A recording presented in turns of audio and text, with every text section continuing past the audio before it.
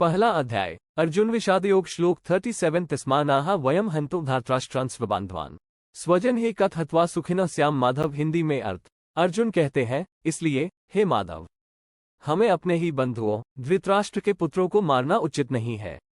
अपने ही स्वजनों को मारकर हम कैसे सुखी हो सकते हैं।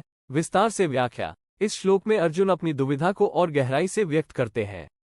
वह भगवान कृष्ण से कहते हैं कि धृतराष्ट्र के पुत्र उनके अपने रिश्तेदार और बंधु हैं, इसलिए उन्हें मारना उचित नहीं है।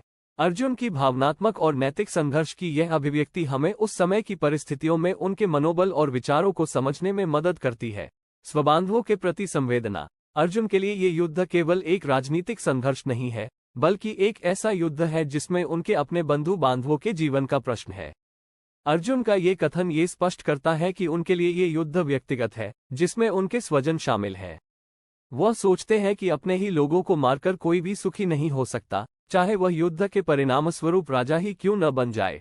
धार्मिक और नैतिक दृष्टिकोण। धार्मिक और नैतिक दृष्टिकोण से देखा जाए तो अर्जुन को लगता है कि इस युद्ध में अपने स्वजनों की हत्या करना पाप होगा। वह समझते हैं कि उनके अपने ही परिवार के लोग, जिनके साथ उन्होंने जीवन बिताया है, जिन्हें वह प्यार करते हैं, वे भी इस युद्ध का हिस्सा हैं। उन्हें मारकर अर्जुन के लिए जीवन में किसी भी प्रकार का सुख संभव नहीं होगा, क्योंकि इससे उनके मन में गहरी ग्लानि और अपराध बोध पैदा होगा।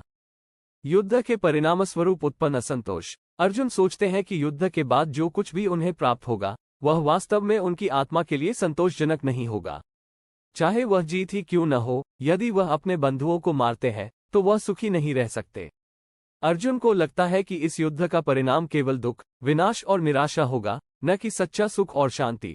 अर्जुन की करुणा और करुणा। ये श्लोक अर्जुन की करुणा और करुणा को प्रकट करता है।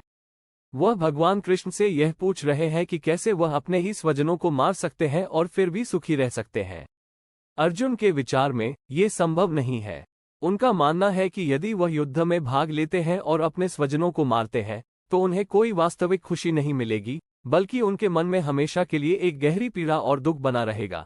निष्कर्ष। ये श्लोक अर्जुन की भावनात्मक स्थिति, उनके नैतिक दृष्टिकोण और उनके अंदर के संघर्ष को स्पष्ट रूप से व्यक्त करता है।